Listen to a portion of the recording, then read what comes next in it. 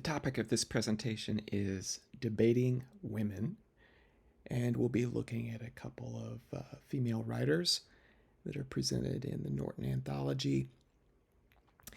I'll start by saying that women emerge in the late 17th and early 18th centuries as, for the first time, as consumers and producers of literature.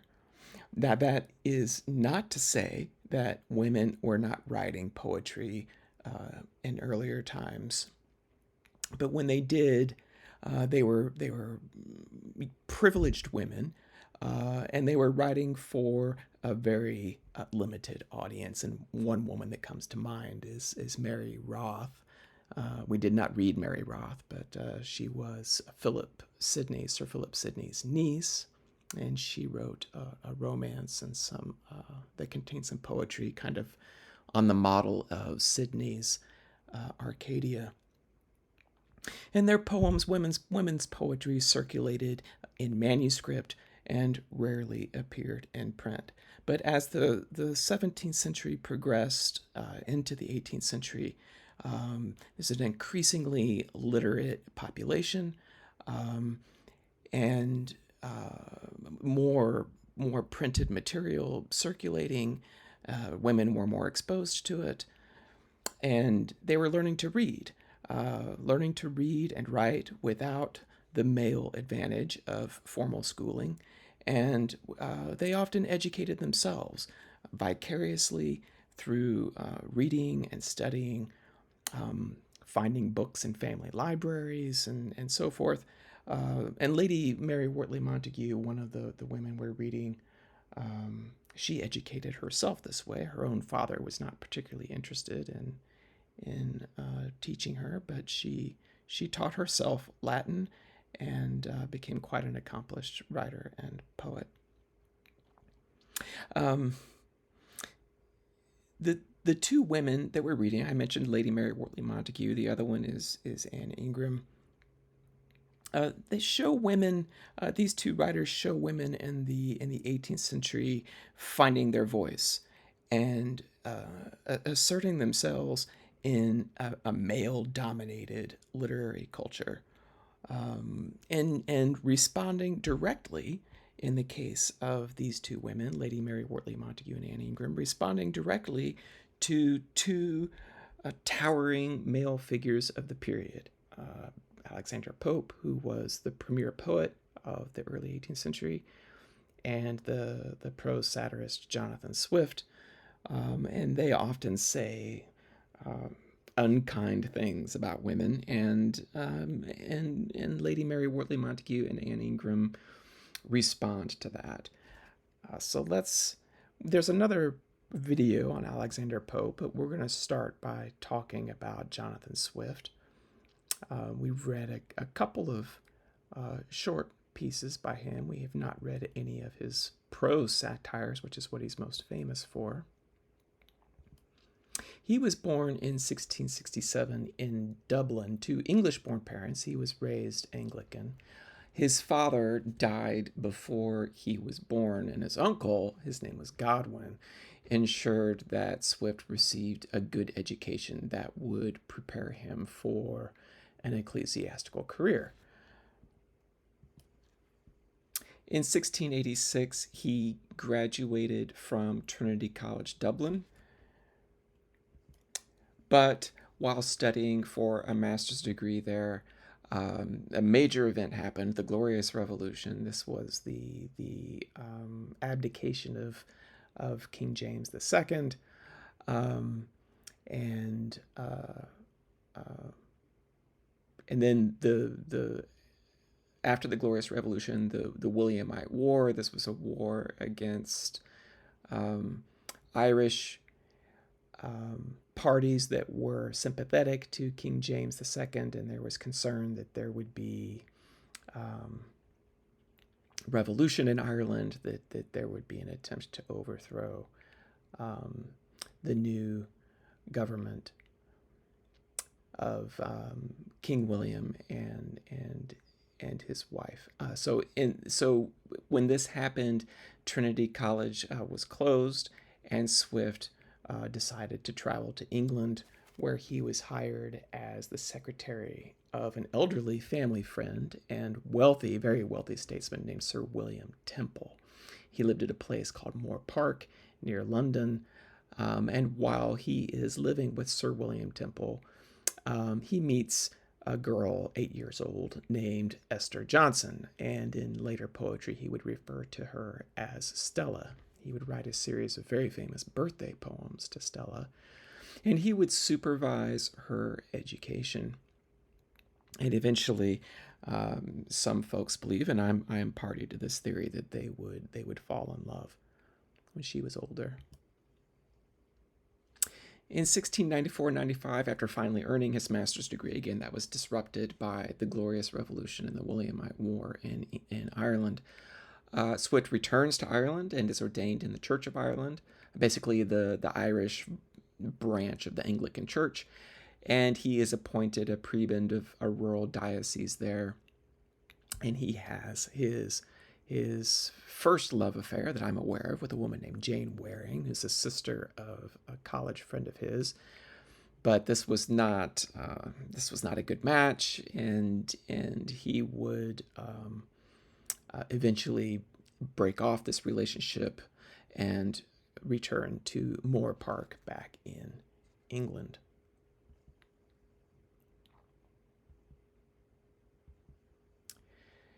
So back in Moor Park, he is assisting his patron, William Temple, with his papers and memoirs. He's elderly. He's ill. He dies not long. I think he dies in 1699. And while he's there, he begins composing his first great prose satires, The Battle of the Books and Tale of a Tub. And these would be published in 1704, published together. And they were sort of the grand arrival of Swift as the prose satirist. These were very, very popular publications. In 1700, after Temple's death in 1699, he returns to Ireland again and is awarded Doctor of Divinity in 1702. Then he travels back to England, and then returns to Ireland, and this time he has Esther Johnson. She's now 20 years old with him, and in very recent years, just in the last few years, some recently discovered documents suggest that they may have been secretly married in 1716. It's open for debate, but I'm convinced. Fascinating portrait there. Two very important gentlemen in the early 18th century. From the period 1708 to 1710, he's working with the magazinists Addison and Steele, whose periodicals, the Tatler and the Spectator, very, very famous magazines at the time, specialized in satirical writing.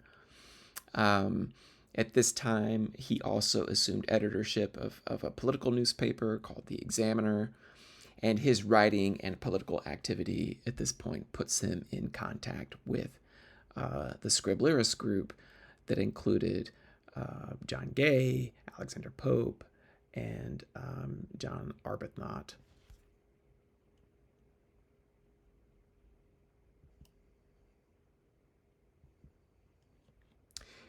In 1713 and 14, he's appointed dean of St. Patrick's Cathedral in Dublin and returns to Ireland. This time he's accompanied by another woman named Esther, whom he'd met in London in 1707. And there was an uneasy romance between them, and this caused tension with Esther Johnson. It was very, very complicated and kind of mysterious. Don't know all the details behind that relationship. But Swift's interactions with women are interesting in light of the things that he says about them in his poetry. In 1720, he begins publishing popular anonymous prose satires supporting Irish causes under the pseudonym of Drapier. I've given you the titles of a couple of them there: Proposal for the Universal Use of Irish Manufacture, the Drapier's Letters, and then a little later, his most famous satire in this vein, A Modest Proposal, where he talks about solving the problem of Irish poverty by eating babies, among other things. And there were attempts, in fact, to prosecute Swift and his publisher, Edward Waters. But these fail, and authorities could never figure out who was writing these things because they were written anonymously under the pseudonym of Drapier. And they were quite popular with the Irish, and Swift is today still regarded as a cultural hero of the Irish people, even though he was English by birth. In 1726, he returns to London and publishes the work for which he's most famous, Gulliver's Travels. This is his great prose satire of British society and culture. There's a picture and illustration of it in the background of this slide that shows one of the giants of Brobdingnag looking at Lemuel Gulliver through a magnifying glass. From 1727 to 28, while staying with Alexander Pope at Twickenham, he learns of Esther Johnson's illness, and he returns to Dublin, and she dies in early 1728. About 10 years later, Swift himself is in declining health and suffering from dementia. A stroke in 1742 deprives him of his speech, and for the last few years of life, he hardly says anything, and dies in 1745, and was the last member of the original Scriblerus Club to pass away.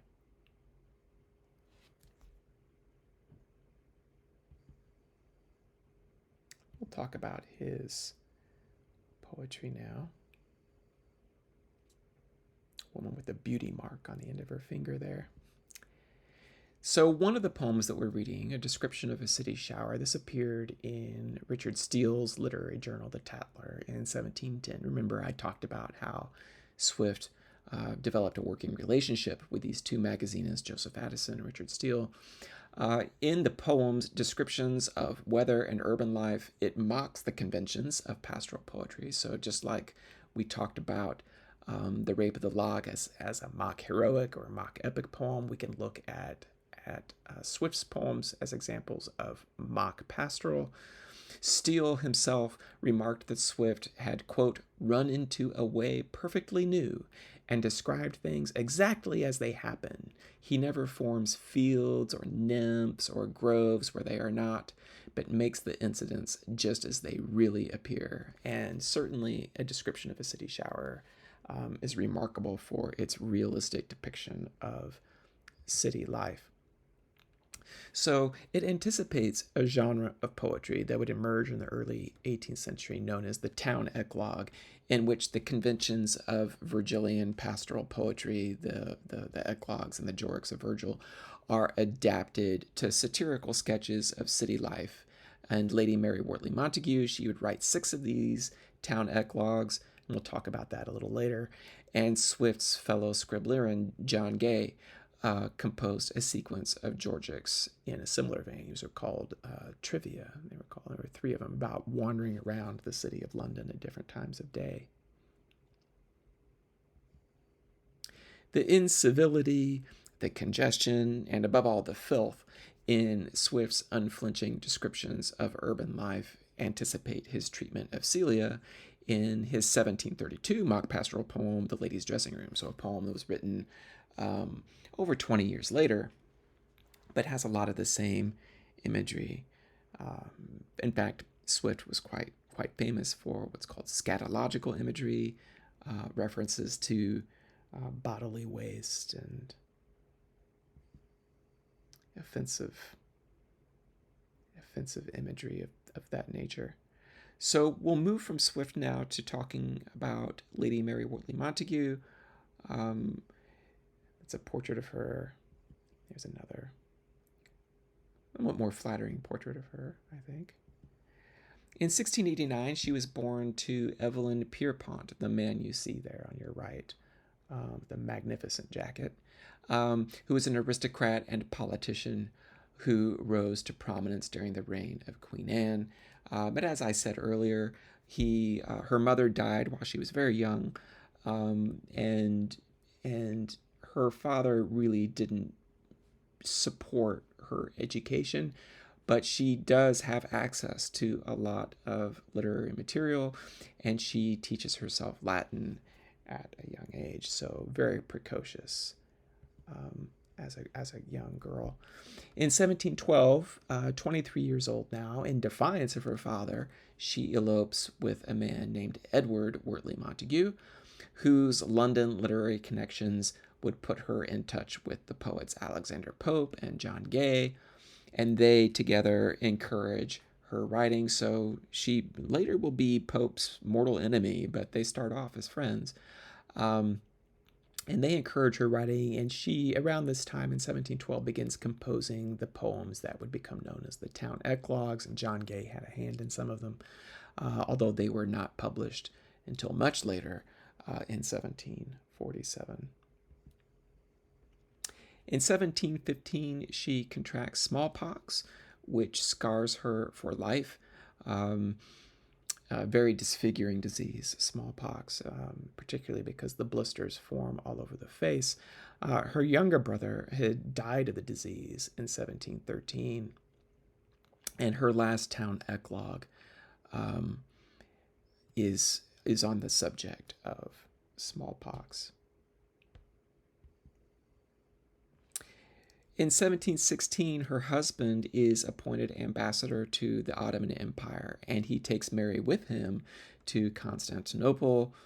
And while there, she composes a series of letters, very, very famous letters, in fact, on her travels and observations of Turkish customs. Some of them are printed in the Norton Anthology.